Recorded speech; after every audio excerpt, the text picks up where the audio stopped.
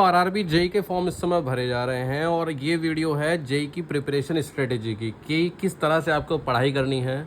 ठीक है, कि अगर आप किसी सब्जेक्ट में कमज़ोर हैं तो आपको वो सब्जेक्ट कैसे पढ़ना है। बहुत अच्छी वीडियो रहेगी, आपके लिए बहुत हेल्पफुल रहेगी।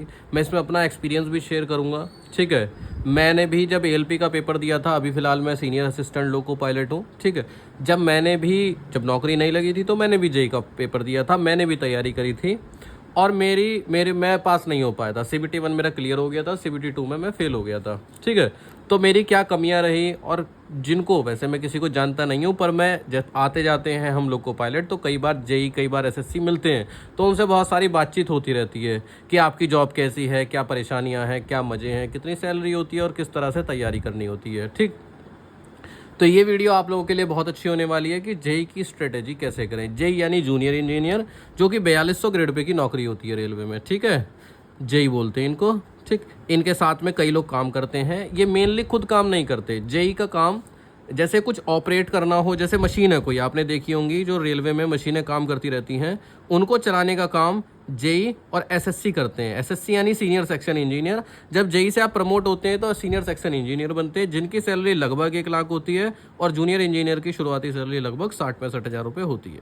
ठीक है, इनके अंडर में लोग काम करते हैं। जेई एसएससी खुद नहीं काम करते, इनके अंडर में लोग काम करते हैं। टेक्नीशियन हो गए, हेल्पर हो गए, जो ग्रुप डी वाले होते हैं, इनका मेनली मैनेजमेंट का या इंस्ट्रक्शन देना, ये सब काम होता है। परंतु अगर कोई ऐसी मशीन है जिसको कि चलाते ही एसएससी है, तो वो एसएससी ही तो चलाएगा। ठीक है, चलिए, ये तो हो गया जॉब के लिए। इसमें बेसिकली क्या होता है, आपको एक डिपार्टमेंट दे दिया जाता है, उस डिपार्टमेंट के हिसाब से आपका वर्क निर्धारित होता है कि आप किस विभाग में गए हैं, और विभाग निर्धारित होता है आपकी ब्रांच के हिसाब से कि आपकी डिप्लोमा में या बीटेक में क्या ब्रांच रही है।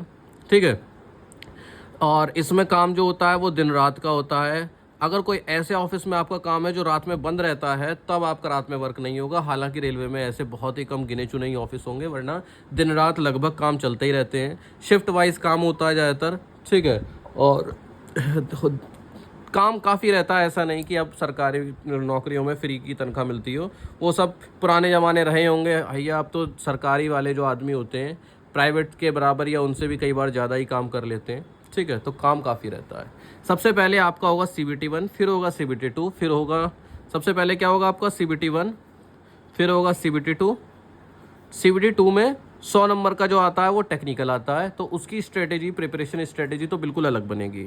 50 नंबर का नॉन टेक आता है, उसमें भी इससे सब्जेक्ट अलग हो जाते हैं। इस वजह से सीबीटी 2 की जो स्ट्रेटेजी है वो अलग रहेगी। फिर डॉक्यूमेंट वेरिफिकेशन और फिर मेडिकल भी इसका आसान होता है, ज़्यादा कठिन नहीं होता। तो अभी फ़िलहाल जो हम फोकस करेंगे वो किस पे करेंगे, सीबीटी 1 पर, क्योंकि जब सीबीटी 1 पास होगा तभी तो सीबीटी 2 जाएगा। कई मेरे साथ के ऐसे दोस्त हैं जो एएलपी हैं, जिनका सीबीटी 2 यानी टेक्निकल बहुत अच्छा है, पर वो वहाँ तक पहुँच ही नहीं पाए क्योंकि सीबीटी 1 क्लियर नहीं हुआ। ठीक, 100 सवाल होंगे, 90 मिनट का समय होगा। आपको कैसे पता चलेगा ये 90 मिनट आपके लिए पर्याप्त हैं या फिर कम है या फिर ज़्यादा है? जब आप प्रीवियस ईयर के क्वेश्चंस करेंगे। ठीक है, आपके स्क्रीन पर बुक्स आ रही होंगी, इस तरह की किरण पब्लिकेशन की बुक्स आती हैं प्रीवियस ईयर के क्वेश्चंस की। भाई देखो, आप बहुत होशियार हो, मैं समझता हूँ, या आप नॉर्मल हो या आप सही हो। आप मान लीजिए किसी और एग्ज़ाम की तैयारी कर रहे हो, एसएससी वगैरह की, पर यहाँ पर आपको कैसे पता कि आप 90 मिनट में 100 सवाल कर पाओगे या नहीं, या फिर जब आप 100 सवालों को सॉल्व करोगे 90 मिनट में तो आपके कितने नंबर आएंगे? ये तभी पता चलता है जब आप PYQs देते हैं। ये प्रीवियस ईयर की क्वेश्चन बुक आपको दिख रही होंगी जेई की। इसमें जेई के जो पिछले साल के पेपर हैं वो दिए हुए हैं। डिस्क्रिप्शन में लिंक है, किरण पब्लिकेशन की बुक है, आप चाहे तो खुद सर्च कर या फिर डिस्क्रिप्शन में लिंक है, वहाँ से जाकर आप मंगा सकते हैं। अब बात आती है हमारी मेन चीज़ की। मैथ 30 नंबर की आएगी सीबीटी 1 में, रीजनिंग 25 नंबर की आएगी, जीए 15 नंबर की आएगी और साइंस 30 नंबर की आएगी। इसका मतलब ऐसा कोई सब्जेक्ट नहीं है जिस पर कि आप कम ध्यान दें, है ना। जीए भी 15 नंबर की है, 10 या 10 से कम नंबर की होती तो एक बार को हम इस पर थोड़ा सा कम ध्यान दे सकते थे, पर इस पर भी हम ध्यान देंगे। अच्छा, सबसे पहले सीबीटी 1 पर की ही बात करेंगे, तो मैंने आपको बता दिया था। अब कुछ पॉइंट्स हैं जो आपको नहीं करने हैं, ठीक है, जिसको आप डूज एंड डोंट्स बोलते हैं। ठीक है, तो अभी फ़िलहाल हम डोंट्स की बात कर रहे हैं कि ये चीज़ें आपको नहीं करनी है। आपको दोस्तों बहुत ज़्यादा ट्रिक्स नहीं सीखनी। अब होता क्या है, आपने किसी मैथ का सिलेबस उठाया, देख लिया, ठीक है, अब आप यूट्यूब से सीखने गए, आपने HCF LCM चैप्टर कहीं से करा, आपने उस जो टीचर है उन्होंने उसकी ट्रिक बता दी, आपने कोई दूसरा ले लिया, HCF LCM हो गया, सिंपल इंटरेस्ट कंपाउंड इंटरेस्ट किया, आपने वो किसी दूसरे चैनल से देख लिया। अब होता क्या है, वहाँ पर आपको वो जो भी पढ़ा रहे हैं वो अपने उस चैप्टर की ट्रिक सिखा देंगे। अब जब 20 चैप्टर है, 25 चैप्टर हैं और भी दूसरे सब्जेक्ट हैं, जब आप 25 चैप्टर में ही 30-40 ट्रिक्स सीख लेंगे तो होगा क्या, पेपर में कन्फ्यूज़न होगा। एक तरीका होता है 13 इंटू 12 को अगर मल्टीप्लाई करना है तो हम बेसिक तरीके से अगर करें 3 2 6 और 2 और 3 और 1 और ये हो गया 6 5 1 156। एक तरीका तो मल्टीप्लिकेशन का ये होता है। अब एक मल्टीप्लिकेशन का तरीका हो गया कि आपको यूट्यूब वाले सिखा रहे हैं कि पहले इनकी मल्टीप्लाई करके यहाँ लिख दो, इनकी मल्टीप्लाई करके यहाँ लिख दो और फिर इनकी आपस में मल्टीप्लाई करो, 2 1 जा 2 और 3 1 जा 3 और इनको बीच में ऐड करके लिख दो। अब एक तरीका ये हो गया, ठीक है, एक तरीका ये हो गया। मान लीजिए ये ट्रिक आपने सीख ली और समय भी लगभग उतना ही लग रहा है। मान लीजिए इस एक बड़ा सवाल है और टोटल इसने 20 सेकंड लिए और मान लीजिए अच्छी ट्रिक है और इसने 18 सेकंड लिए। 2-3 सेकंड के लिए कोई खास अंतर नहीं पड़ता है, ठीक है, क्योंकि जब आप नई ट्रिक सीखते हैं और क्वेश्चन पेपर में उसको अप्लाई करते हैं तो आपको कॉन्फिडेंस नहीं होता। आप नई ट्रिक से सॉल्व भी कर लेंगे, मल्टीप्लाई भी कर लेंगे, डिवाइड भी कर लेंगे, तब भी आपके मन में रहेगा कहीं गलत तो नहीं कर दिया। फिर भी अगर आप बेसिक मेथड से करके उसको चेक कर रहे हैं यानी कि आप डबल समय ले रहे हैं। इससे अच्छा बहुत ज़्यादा नई ट्रिक ना सीखें। कोई टॉपिक आता ही नहीं है, आप 0 बटा लड्डू हैं उसमें, सब कुछ सन्नाटा गुल है उसमें, तब आप उस टॉपिक को ही ट्रिक से सीख सकते हैं। पर अगर आपको टॉपिक पहले से आता है तो बेसिक तरीके की जब आप बार बार प्रैक्टिस करेंगे तो आपकी स्पीड उसमें भी अच्छी हो जाएगी। तो पहली बहुत ज़रूरी जो मेरे खुद के एक्सपीरियंस से है वो है बहुत ज़्यादा ट्रिक्स आपको नहीं सीखनी है और बार बार के यूट्यूब चैनल्स, जैसे मैंने अभी बताया कि एक चैप्टर उस यूट्यूब चैनल से कर लिया, एक चैप्टर उस यूट्यूब चैनल से कर लिया, बार बार यूट्यूब चैनल या फिर कोचिंग या फिर पढ़ने वाली बुक्स यानी पढ़ाई के सोर्स को बार बार चेंज नहीं करना है। एक जो आप सोर्स चूज़ कर लो फिर आपको उससे ही पढ़ते रहना है। पढ़ाई नहीं करनी है, बिल्कुल कट नहीं जाना है, दोस्तों से जुड़े रहना है, शाम को थोड़ी बहुत देर बाहर भी खेलना है, घूमने भी जाना है, वरना डिप्रेशन का शिकार हो जाओगे, दिमाग थक जाएगा, अच्छी पढ़ाई नहीं हो पाएगी, बहुत अच्छे से नहीं पढ़ पाओगे, ठीक है। इसके बाद बात करते हैं PDF की। बहुत से बच्चे हर चीज़ की PDF दे दो, PDF दे दो करते रहते हैं। PDF से कभी पढ़ाई नहीं होती। खुद नोट्स बनाओ, साफ़ सुथरे नोट्स बनाओ, कंप्लीट कॉपी करो। इसमें थोड़ा सा समय ज़्यादा लग सकता है परंतु ये आपके लिए लॉन्ग टाइम के लिए हो जाती है। साथ ही साथ जो आप खुद लिखते हैं, अगर PDF को आप 10 बार पढ़ेंगे तो 10% समझ में आएगा, जबकि खुद के नोट्स आप एक बार पढ़ेंगे तो 40-50% समझ में आ जाएगा और 2-3 रिवीजन के बाद वो पुराने नोट्स भी आपको याद हो जाएंगे। डेली पढ़ें, ये नहीं एक दिन 6 घंटे पढ़ लिए एक दिन पढ़े नहीं, डेली पढ़ें और सिलेबस कंप्लीट करने पर ध्यान दें, ठीक है, क्योंकि जब सिलेबस कंप्लीट कर लेंगे उसके बाद ही आप प्रीवियस ईयर के क्वेश्चन सॉल्व करेंगे। इंपॉर्टेंट टाइप जरूर सॉल्व करें। ये क्या है मैं अभी आपको बता दूंगा जब मैं आपको बुक्स के बारे में बताऊंगा। सबसे पहले है मैथ रीजनिंग साथ ही चलती है लगभग। कोशिश करें कि आप इनका सिलेबस भी साथ साथ ख़त्म करें। मैंने पहले ही बताया कि अगर आपको बेसिक तरीके से कोई चैप्टर है और पढ़ाई कर रहे हैं और अगर आपको बेसिक तरीके से सॉल्व करना आता है, मान लीजिए कंपाउंड इंटरेस्ट सिंपल इंटरेस्ट है, तो आपको बेसिक तरीके से सॉल्व करना आता है, तो बिना बात के आप उसकी नई ट्रिक ना सीखें बल्कि उसी को बार बार प्रैक्टिस कर कर अपनी स्पीड बढ़ाएं, ठीक है। ये आपको कॉन्फिडेंस भी देगा, पेपर में कन्फ्यूजन भी नहीं रहेगा कि यार मैंने कहीं गलत तो नहीं कर दिया, ट्रिक कहीं गलत तो नहीं होगी, और ऊपर से ट्रिक जो है वो हर सवाल पे लगती भी नहीं है, ठीक है। सिलेबस के हिसाब से सभी चैप्टर्स को कंप्लीट करें यानी अपनी पहले पढ़ाई पूरी करें, ठीक। रीजनिंग के सवालों के लिए आप ट्रिक्स सीख सकते हैं क्योंकि रीजनिंग में बहुत सारे ऐसे टॉपिक होते हैं जो कि ट्रिक से और आसानी से सॉल्व हो जाते हैं, ठीक है। पर मैथ में ये सब चीज़ ना करें। रीजनिंग की ट्रिक्स आपको यूट्यूब पे एक से एक मिल जाएगी, ठीक। अगर आपको वो चीज़ें कठिन लग रही हैं तो, अगर आप वो सॉल्व कर पा रहे हैं तो आप उसको बिना बात के ट्रिक से ना सीखें।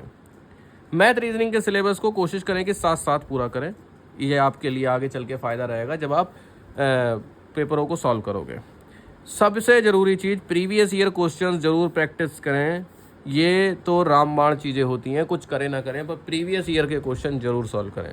मान लीजिए आप बैंक का एग्ज़ाम देने जा रहे हैं, तैयारी आपने SSC करी है, आपको तो लगता है कि भाई मुझे तो मैथ भी आती है, रीजनिंग भी आती है, GK भी आती है और पेपर में भी यही आता है, और वहीं जब आप पेपर देखेंगे तो आप हो जाएंगे 0 बटा लड्डू। तो इससे अच्छा क्या है, सबसे अच्छा आप तैयारी किसी की भी कर रहे हो पर आप जिस एग्ज़ाम को देने जा रहे हैं उससे पहले उसके प्रीवियस ईयर के क्वेश्चंस को जरूर सॉल्व करें, जिससे एक आइडिया लगे आपको टाइम लिमिट का कि कितने समय में आप कितने सवाल कर पा रहे हो, ठीक है, और उसके लेवल का, और आपको पता चल जाएगा पहले से ही कि भाई मैं इतने टाइम में कंप्लीट कर पा रहा हूँ या नहीं, या मुझे कितनी स्पीड बना के रखनी है, ठीक है।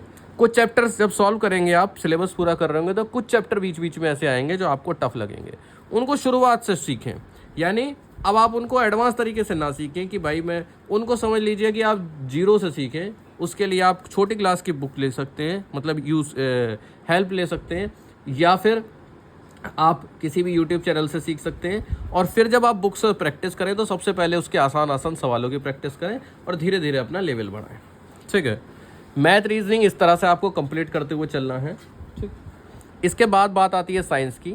30 नंबर की साइंस CBT 1 में आ रही है और CBT 2 में ये 15 नंबर की आएगी। उसमें आएगी फिजिक्स और केमिस्ट्री, बायो नहीं आएगी। ठीक है, अभी 30 नंबर में फिजिक्स भी है, केमिस्ट्री है, बायो भी है। ठीक है, अब पहला काम तो यही भाई, तीनों को पहले पूरा पढ़ लें। भाई मेन चीज़ क्या है, सिलेबस पूरा करना है, नहीं करना है। ठीक है, जो सिलेबस दिया है उसको आप पूरा करेंगे। ठीक है, अब एक तरीका तो हो गया कि आप कोचिंग में पढ़ाई करते हैं, दूसरा तरीका है कि आप सेल्फ स्टडी कर रहे हैं, खुद से तैयारी कर रहे हैं। अगर आप खुद से तैयारी कर रहे हैं तो साइंस के सिलेबस के लिए यूट्यूब की आप हेल्प ले सकते हैं। यूट्यूब के अलावा किसी भी ऑनलाइन प्लेटफॉर्म की हेल्प ले सकते हैं, क्योंकि मुझे पर्सनली ऐसा लगता है कि साइंस जो है वो टीचर्स ज़्यादा अच्छे से समझा पाते हैं। बुक में आपने पढ़ा, मान लीजिए बुक में आपने पढ़ा कोई टॉपिक पढ़ा, आपने लेंस के बारे में पढ़ा, मिरर के बारे में पढ़ा, इलेक्ट्रिसिटी के बारे में पढ़ा, वही चीज़ जब आपको सामने टीचर समझा रहा होगा तो वो उस टॉपिक से जुड़े हुए कुछ फैक्ट्स भी बताएगा, कुछ एग्जांपल भी बताएगा, कुछ डेली लाइफ के इंटरप्रिटेशन भी बताएगा कि आप आम जिंदगी में इस टॉपिक को इस तरह से देखते हैं। उससे जुड़े कुछ इंपॉर्टेंट सवाल भी बताएगा। उसमें अगर कोई ट्रिक लगती है, कोई पुरानी ट्रिक है, तो वो भी आपको समझाने की कोशिश करेगा। तो मुझे तो पर्सनली ऐसा लगता है कि जो साइंस है वो टीचर्स ज़्यादा अच्छे से समझा पाते हैं, मुकाबले कि आप उसको खुद से बुक के थ्रू पढ़ें। बुक के थ्रू आप जो लिखा हुआ है वो टीप सकते हैं, पर नहीं, जो टीचर्स का एक्सपीरियंस है 10-10, 15-15 साल का उन टॉपिक्स को लेकर, वो बुक के साथ नहीं हो पाएगा। बुक से आप क्या कर सकते हैं, बुक से आप करें न्यूमेरिकल की प्रैक्टिस, बुक से आप करें क्वेश्चंस की प्रैक्टिस। ठीक है, क्योंकि अगर आप क्वेश्चंस की प्रैक्टिस नहीं करेंगे तो आपके उस टॉपिक को पढ़ने का कोई फ़ायदा नहीं होने वाला। अब मैं आपको साइंस की, ठीक है, साइंस की मैं आपको एक बुक बताता हूँ बहुत अच्छी। ये देखिए, ये किरण पब्लिकेशन की बुक्स आती हैं, केमिस्ट्री, फिजिक्स और बायोलॉजी, 3 बुक्स हैं। ये हिंदी लैंग्वेज में भी हैं, इंग्लिश लैंग्वेज में भी हैं। साइंस एक ऐसा सब्जेक्ट है जो आपको सबसे ज़्यादा स्कोर गेन कराएगा, वो भी कम समय में। पेपर अगर 90 मिनट का है और 30 सवाल साइंस के हैं, तो मुझे लगता है आप साइंस को 15 से 20 मिनट के अंदर अंदर पूरी सॉल्व कर दोगे और काफ़ी समय आपको बच जाएगा। भाई 100 सवाल में से 30 हटा दो, बचे 70, और 90 मिनट में से 20 हटा दो, बचे 70, तो 70 मिनट में 70 सवाल। अब इसमें क्या होगा, हिंदी में भी है, इंग्लिश लैंग्वेज में भी है, मैं आपको पहले बता दे रहा हूँ। सबसे पहले चैप्टर आएगा, चैप्टर के बाद उसमें जो भी फॉर्मूले हैं वो सब आएंगे, उसके बाद उसके क्वेश्चन आंसर आएंगे। ठीक है, जो भी थ्योरी है, थ्योरी के बाद क्या होगा, उनके क्वेश्चन आंसर आएंगे। क्वेश्चन आंसर्स का जैसे क्वेश्चंस आए, क्वेश्चंस में बता रखा है कि ये भाई ग्रुप डी में पूछा, ये एल में पूछा, जेई में पूछा, इसके बाद उनका ये आंसर की होगी और साथ ही साथ उनका सॉल्यूशन भी होगा, जिससे आपको एक कन्फ्यूज़न ना रहे कि भाई ये कैसे हो गया। इसके बाद न्यूमेरिकल्स भी होंगे, न्यूमेरिकल्स को बिल्कुल स्किप नहीं करना है। ठीक है, तो इस तरह से हर चैप्टर की पहले थ्योरी, फॉर्मूले, क्वेश्चन, उनके आंसर और फिर उनका एक्सप्लेनेशन। तो साइंस की तैयारी के लिए ये किरण पब्लिकेशन की बुक्स बेस्ट हैं। ठीक है, ALP हो, चाहे टेक्नीशियन हो, चाहे जेई हो, चाहे NTPC हो, RPF हो, ये बहुत अच्छी बुक्स हैं। और मैं भी आपके साथ इस बार फॉर्म भरूंगा जेई का, दोबारा दे के देखूंगा। घर के पास पोस्टिंग मिलती है तो ठीक है, दूर तो भाई मैं क्यों ही जाऊंगा जब मेरे घर पे नौकरी चल रही है ना। भाई जेई से ज़्यादा सैलरी तो मेरी अभी भी है, तो मैं कम सैलरी में घर से दूर क्यों जाऊँगा। ठीक है, और अभी हम जो पीछे बात कर रहे थे मैथ और रीजनिंग की, मैथ और रीजनिंग की भी मैं बहुत अच्छी बुक बता देता हूँ आपको, है ना। ये है मैथ की और ये है रीजनिंग की बुक। ये आपको एक बार लेनी है, उसके बाद रेलवे में आपको दोबारा मैथ और रीजनिंग की बुक शायद ही लेनी पड़ेगी, अनटिल एंड अनलेस आपको उसकी ज़रूरत हो। ठीक है, ये हिंदी में भी आती है, इंग्लिश में भी। अब मैं इसको फ़ायदा बता देता हूँ। मान लीजिए आपने एक बुक उठा ली रीजनिंग की, ठीक है, इसमें क्या होगा, जब आप क्वेश्चंस को पढ़ोगे, पहली बात तो आपको इनका फ्री कूपन कोड मिलता है, इनकी ऐप पे आपको फ्री टेस्ट सीरीज़ मिलेगी, पहली चीज़। दूसरी चीज़ सिलेबस के अकॉर्डिंग है। तीसरी चीज़ टाइप्स दिए हुए हैं रेलवे के हिसाब से। भाई देखो, कुछ बुक्स आती हैं SSC के हिसाब से, कुछ बैंक के हिसाब से, तो किरण पब्लिकेशन की है रेलवे के हिसाब से। इसमें सबसे पहले मान लीजिए टाइप 1 दिया हुआ है, इसके बाद टाइप 1 के बहुत सारे सवाल होंगे, फिर सवालों के बाद टाइप 2 आएगा। मतलब हर चैप्टर्स में जितने टाइप के सवाल हैं उनको इन्होंने बांट दिया है। अब जैसे टाइप 2 आ गया, अब इनमें कुछ टाइप इंपॉर्टेंट है और कुछ टाइप कम इंपॉर्टेंट है। जो टाइप मतलब मैंने इसके ऊपर वीडियो बना रखी है, अगर आप मेरे चैनल पर जाकर लॉन्ग वीडियोज़ में देखेंगे, ठीक है, तो फिर आप वहाँ पर जाकर देख सकते हैं कि मैंने बता रखा है कि किस चैप्टर में, बाकायदा चैप्टर का नाम, और उसमें लिखा हुआ है कि इसका टाइप 1 ज़्यादा इंपॉर्टेंट है या इसका टाइप 3 इंपॉर्टेंट है। फिर वही आंसर्स के बाद उनका एक्सप्लेनेशन भी दिया जाएगा। तो इससे बहुत सारे सवालों को आप सॉल्व कर सकते हैं, प्रैक्टिस कर सकते हैं। Practice makes a man perfect. Practice करेंगे, सवाल आएंगे, क्वेश्चन पेपर में आप उनको सॉल्व करेंगे। तो रीजनिंग की और मैथ की किरण पब्लिकेशन की बुक्स हैं, बहुत बेहतर हैं, ठीक है। और जो मैंने आपको दूसरी बुक्स बताई, ये साइंस वाली बुक्स, हिंदी इंग्लिश दोनों लैंग्वेज में है। साइंस तो आपके लिए बहुत ज़रूरी है अगर आप एएलपी या फिर जेई में एंट्री चाहते हैं तो, ठीक है। एनटीपीसी में जीके का हिस्सा ज़्यादा आता है, जनरल अवेयरनेस का, जीए का, पर साइंस का हिस्सा जेई और एएलपी में ज़्यादा आता है, ठीक है। तो साइंस की हम बात कर रहे थे कि फिजिक्स के न्यूमेरिकल भी करें, इसीलिए मैंने आपको ये बुक दिखाई कि भाई आप पता चल रहा है 11th क्लास की बुक से फिजिक्स के न्यूमेरिकल कर रहे हैं, पर वो तो बोर्ड्स में आने हैं, वो तो रेलवे में आने ही नहीं है, तो फ़ायदा क्या है। इसके अलावा साइंस के जो इम्पोर्टेंट टॉपिक्स हैं वो क्या हैं, वो हैं जो टॉपिक डेली लाइफ से जुड़े होते हैं कि भाई हमारी डेली लाइफ में हम उनको ये देखते हैं, जैसे इंद्रधनुष से रिलेटेड हो गए, लेंस मिरर इनसे रिलेटेड हो गए, इलेक्ट्रिसिटी से रिलेटेड हो गए। जिन टॉपिक्स का हम डेली लाइफ में कोई ना कोई प्रयोग देखते हैं, या फिर कुछ फैक्ट, इंटरेस्टिंग फैक्ट जिसको सुन के मज़ा आ जाए भाई, या फिर कुछ एक्सेप्शंस कि अरे हमने सोचा था ऐसे होगा पर ये तो उल्टा हो गया, जो कि केमिस्ट्री में ज़्यादा होता है, ठीक है। ये सब चीज़ें ज़्यादा इंपॉर्टेंट होती हैं। फिलहाल आप जब बुक से पढ़ेंगे तो आपको इंपॉर्टेंट चीज़ें ही पता चलेंगी। बुक से प्रीवियस ईयर के क्वेश्चन भी जरूर करें, ठीक। मैंने आपको प्रीवियस ईयर क्वेश्चन वाली बुक शुरू में ही बताई थी, उससे तो आपको करना ही करना है, वो तो ज़रूरी होता है, आप कुछ पढ़ो ना पढ़ो, ठीक।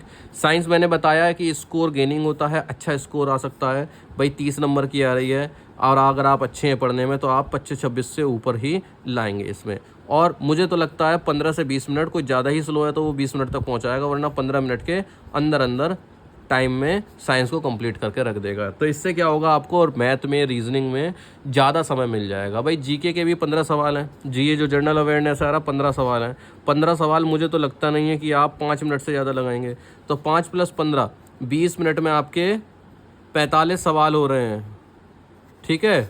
अगर आप अच्छी प्रैक्टिस होगी, आपको आता होगा, तो आप बिल्कुल इतने टाइम में कर देंगे, 20 मिनट में 45 सवाल साइंस और जीए के, ठीक।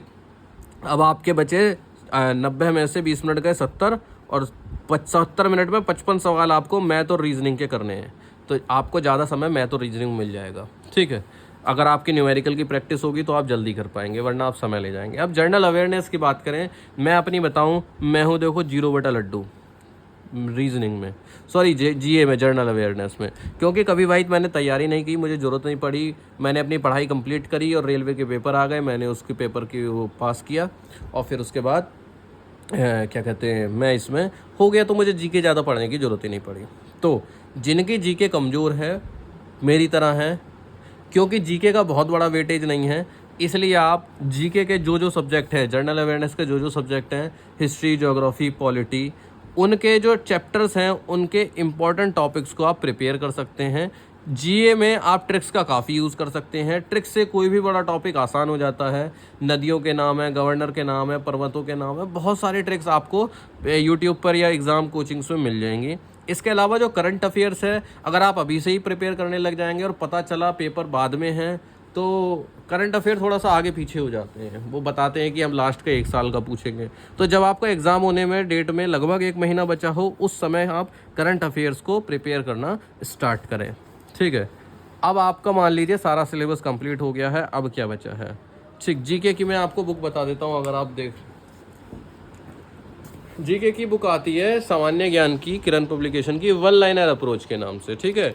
वन लाइनर अप्रोच में इसमें क्या होगा, आपको टेबल्स, आपको टेबुलर फॉर्म में या फिर बुलेट वाइज आपको बहुत अच्छे से, जैसे हीनयान महायान हो गया तो डिफरेंस दिया हुआ है बाकायदा, इस तरह से आपसे क्या होगा, धर्मों के बारे में इंपॉर्टेंट पॉइंट्स बुलेट्स की फॉर्म में दिए हुए हैं।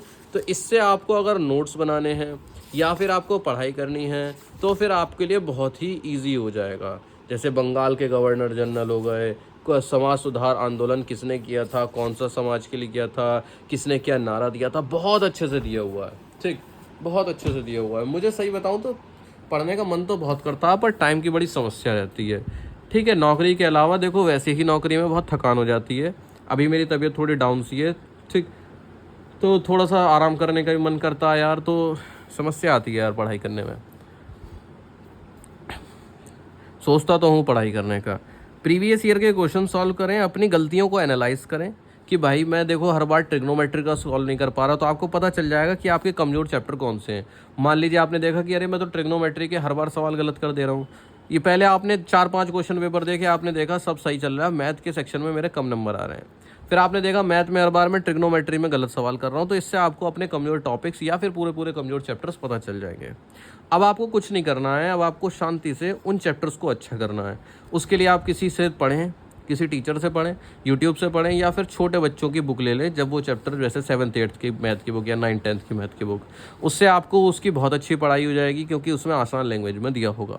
अब दोस्तों, मैंने शुरू में बताया था कि मैंने भी आरआरबी जेईई का एग्ज़ाम दिया था आज से 4-5 साल पहले, और मैं क्यों फेल हो गया था। CBT 1 में तो मेरा कोई समस्या नहीं आई, आसानी से हो गया। सबसे पहले तो सीरियसनेस, ठीक है। अगर आप सीरियस हो तभी आप, अगर आप दिल से चाहते हो कि हाँ मैं जॉब लेनी है, तभी आपको वो जॉब मिलेगी। हम सीरियस ही नहीं थे। जब सीरियस ही नहीं थे तो हमने कोई अच्छे से पढ़ाई ही नहीं करी थी, ठीक है। मतलब ना हमें पता था कि टेक्निकल कहाँ से पढ़ना है, टेक्निकल में ही हमारा थोड़ा सा कमज़ोर रहा था, ठीक। अगर गाइडेंस होता है, हमने कई यूट्यूब चैनल से पढ़ा, सिलेबस पूरा नहीं हो पाया था। वही बात है, अगर मैं आपके लिए वीडियो अभी बता रहा हूँ, अभी एग्ज़ाम के फॉर्म भरे जा रहे हैं, अगर आप अभी से तैयारी करेंगे तो आपका सिलेबस बहुत अच्छे से कंप्लीट हो जाएगा। और अगर आप एग्ज़ाम के 1 महीने पहले से तैयारी करेंगे तो आपका सिलेबस कहाँ से पूरा हो जाएगा। तो हमारा सिलेबस पूरा नहीं हो पाया था, ठीक है। जब सिलेबस ही पूरा नहीं हो पाया तो फिर पास कहाँ से होते।